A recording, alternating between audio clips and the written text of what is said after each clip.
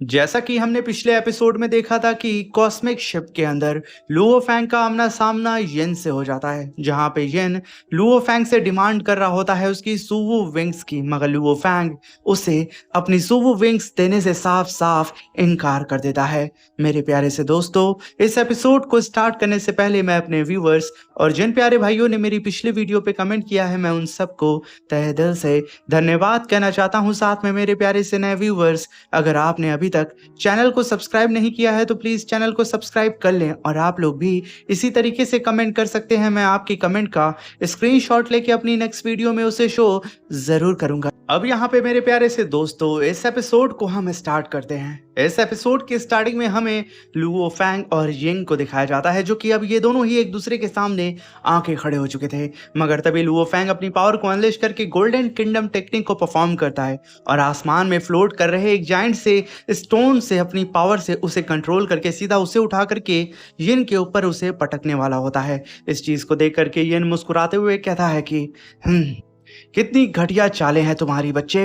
ये कहने के साथ वो अपनी पावर को अनलेश करके गोल्डन बीस्ट गॉड टेक्निक को परफॉर्म करने लगता है, जहां पे हम देखते हैं कि यिन के चारों ही तरफ गोल्डन ऑरा अपीयर होने लगता है और धीरे धीरे करके यिन की पूरी बॉडी यहाँ पे गोल्डन बीस्ट गॉड के फॉर्म में ट्रांसफॉर्म हो जाती है। इस चीज को देख के लुओ फैंग कहता है कि तो ये मेरे ही जैसा ही है, ये भी golden beast God path cultivate करता है और इसकी सीक्रेट टेक्निक को इस्तेमाल करने की मिस्ट्री तो मुझसे भी ज्यादा रिफाइंड लग रही है। मगर तभी वहां पे येन अपनी पावर को अनलेश करते हुए कहता है कि बच्चे, तुमने मुझे गुस्सा दिला दिया है। अब ये कहने के साथ येन अपनी पावर को अनलेश करता है और लुओ फैंग जो जाइंट से स्टोन से उसके ऊपर अटैक कर रहा था, अपनी पूरी जी जान लगा करके येन अपने बीस्ट गॉड के फॉर्म में आकर के काफी पावरफुल क्लॉ अटैक सीधा ही उस जाइंट से स्टोन के ऊपर करने के लिए कूद पड़ता है। इस चीज को देख करके लुओ फैंग भी अपने गोल्डन किंगडम की पावर को धीरे धीरे करके बढ़ा रहा था। मगर तभी येन काफी पावरफुल क्लॉ अटैक सीधा ही लुओ फैंग के उस जायंट से स्टोन के ऊपर दे मारता है, जिसकी वजह से लुओ फैंग खुद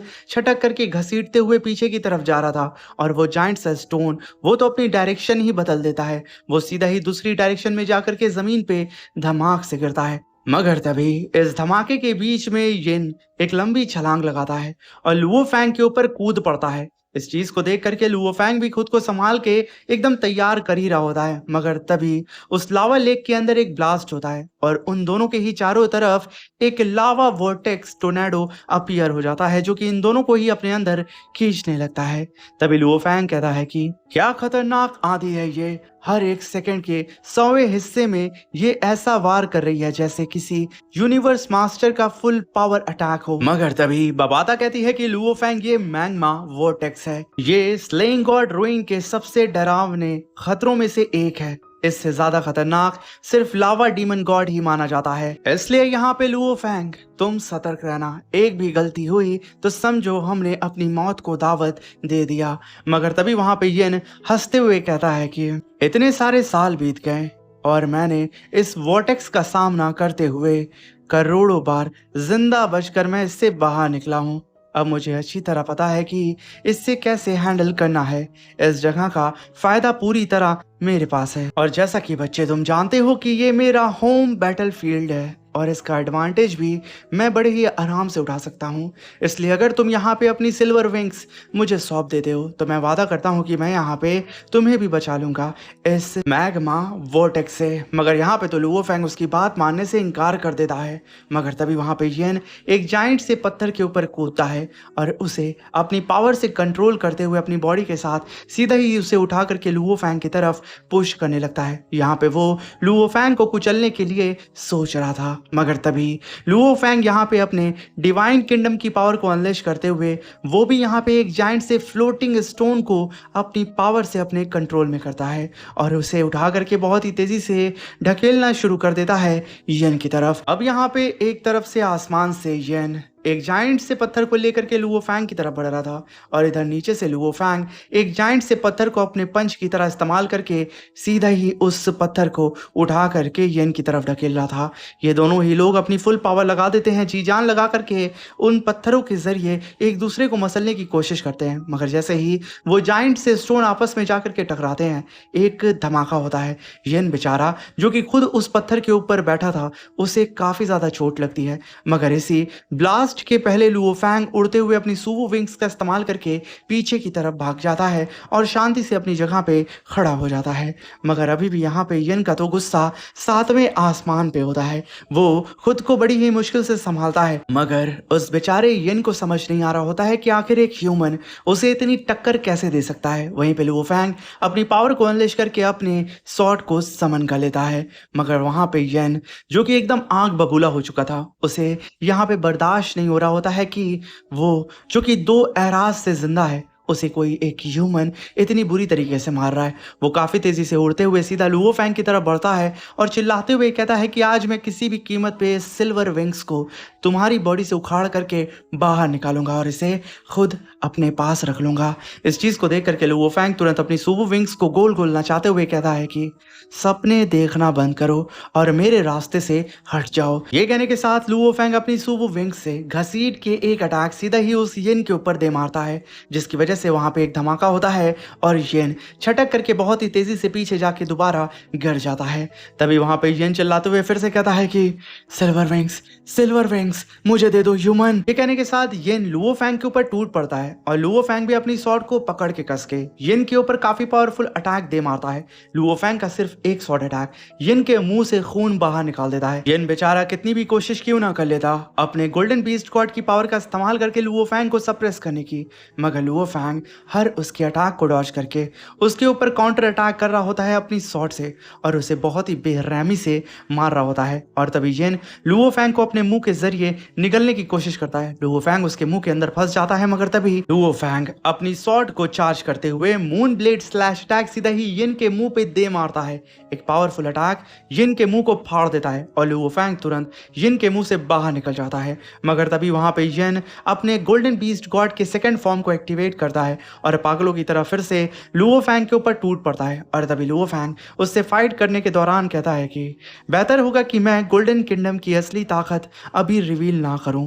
अगर लोगों को पता चल गया कि सुवो विंग्स आखिर कितना ज्यादा पावरफुल है तो मेरे पीछे और भी ज्यादा खतरनाक और पावरफुल दुश्मन पड़ जाएंगे। ये कहने के साथ लुओ फैंग यहाँ पे बड़ी ही बेरहमी से उस येन को पीट रहा था और तभी लुओ फैंग कहता है कि येन बस इतनी ही ताकत है क्या तुम्हारे पास, और अगर ऐसा है तो मैं तुम पर और वक्त बर्बाद नहीं करूंगा। ये कहने के साथ लुओ फैंग वहां से दूर हटने लगता है, मगर यहाँ पे ये बात येन को बर्दाश्त नहीं होती है। वो वापस से लुओ फैंग से भिड़ जाता है, मगर हर बार वो लुओ फैंग से पिट ही रहा होता है। मगर इतनी लात जूता खाने के बावजूद येन लुओ फैंग से कहता है कि भागने की जरूरत मत करना, चाहे कुछ भी क्यों ना हो जाए आज मैं तुझे मार के रहूंगा और तेरी सुवो विंग्स को अपना बना के रहूंगा। मगर यहाँ पे तो उल्टा नजर आ रहा था। लुओ फैंग अपनी स्वॉर्ड को वापस से अपने पास रखता है और अपनी फ्लेम एट्रीब्यूट की पावर का इस्तेमाल करके मैग्मा के ही अंदर से फ्लेम्स को बाहर निकालता है और उन्हें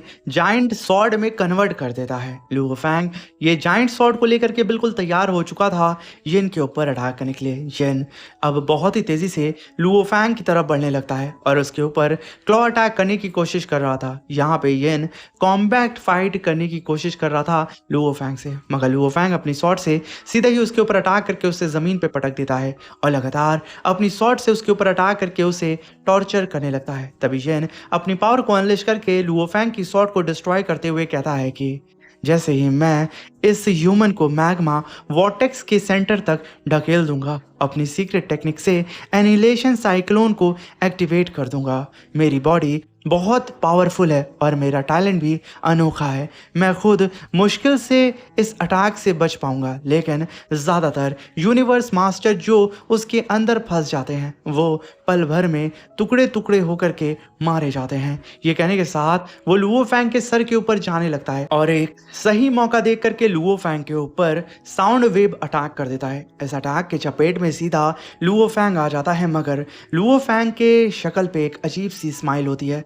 वहां पे काफी बड़ा धमाका होता है, मगर तभी लुओ फैंग टेलीपोर्ट होकर के येन के सर के ऊपर आ जाता है और गोल्डन किंगडम टेक्निक को परफॉर्म करके येन को सप्रेस करते हुए कहता है कि येन क्या तुम्हें सच में लगता है कि मुझे मैग्मा वॉर्टेक्स के सेंटर के खतरे के बारे में पता नहीं होगा या फिर उस एनिहिलेशन साइक्लोन के बारे में? इस बात को सुनकर के येन कहता है ये कैसे मुमकिन हो सकता है, क्योंकि ये ह्यूमन तुम्हारा प्रीमोडियल ओरिजिनल यूनिवर्स तो अभी तक 3 ग्रेट डेथ जोन को पूरी तरह एक्सप्लोर भी नहीं कर पाया है और मेरा एंसेस्ट्रल गॉड कल्ट को भी इस राज का पता इसी साइकिल एरा में चला था।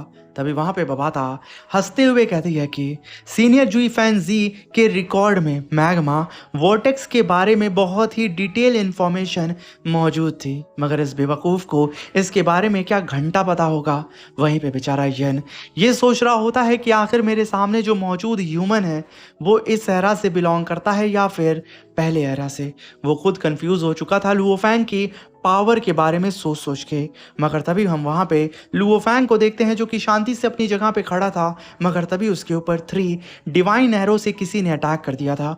वक्त रहते लुओफैंग उन तीनों ही अटैक को डॉज करता है और लुओफैंग के चारों ही तरफ मल्टीपल आइज भी वहाँ पे एक्टिवेट हो जाती हैं। तभी लुओफैंग कहता है कि ये अटैक तो 10 बिलियन किलोमीटर दूर से आ रहा है, फिर भी इतनी तेजी से कैसे पहुंच गया। तभी वहां पे लुओफैंग आसपास मौजूद उन आइस को देख के कहता है कि पक्का ये लोग गॉड आई क्लान से बिलोंग करते हैं और अभी यहाँ पे 2 मेंबर हैं। ये कहने के साथ लुओफैंग अपनी पावर को अनलिश करके उन सारी ही आइस को डिस्ट्रॉय करते हुए कहता है कि कमाल है, जब मेरी किस्मत खराब होती है तो पानी पीने पर भी आदमी का गला अटक जाता है।